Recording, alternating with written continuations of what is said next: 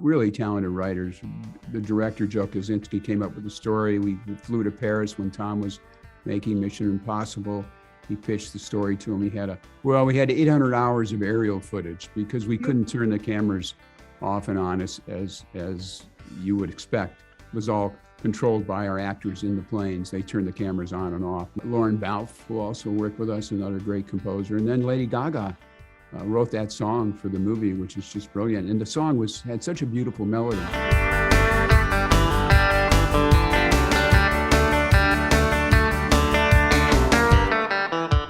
Hello, Jerry. Hi, Monica. How are you?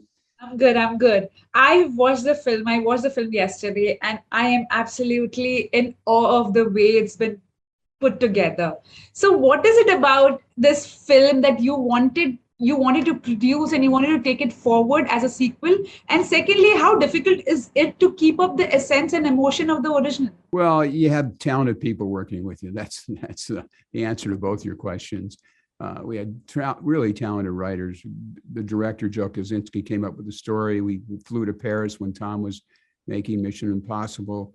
He pitched the story to him. He had a lookbook and he had a poster, and he told the story of the movie he just saw. And he said, I want to do it for real. I want to train the actors to be able to sit in an F-18, and Tom designed the training program that every actor had to go through. So it was a daunting experience for our actors to be up in those F-18s. For sure, certain scenes were so nerve-wracking. I was like on the edge of my seat, so I could feel it. But knowing Tom Cruise and the kind of movies he does and the kind of scale and magnitude that he puts together and how real the scenes are, how long was this journey? I've been hearing that there is like almost 800 hours of footage. That's the way 2.5 hours has been done, but there's so much footage there.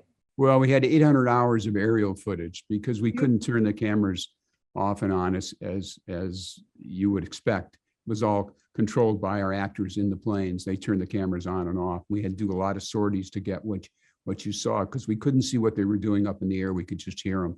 So when they came back on the ground, we looked at the footage. If it wasn't right, we sent them back up again, and we had to do more takes. So that's why we had 800 feet of film, 800 hours. Right.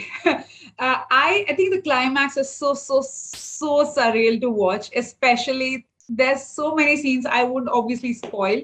But Top Gun is known for its soundtrack as well. And I think very much the sequel also has very much like beautiful things to watch and listen. How do you put together that soundtrack and everything? Because I feel like the first one had so much nostalgia and the second one has so much of it as well. Well, we hired our original composer, Harold Faltermeyer, worked with us. We had Hans Zimmer, who came in and wrote the score for us, and Lauren Balfe, who also worked with us, another great composer. And then Lady Gaga wrote that song for the movie, which is just brilliant. And the song had such a beautiful melody.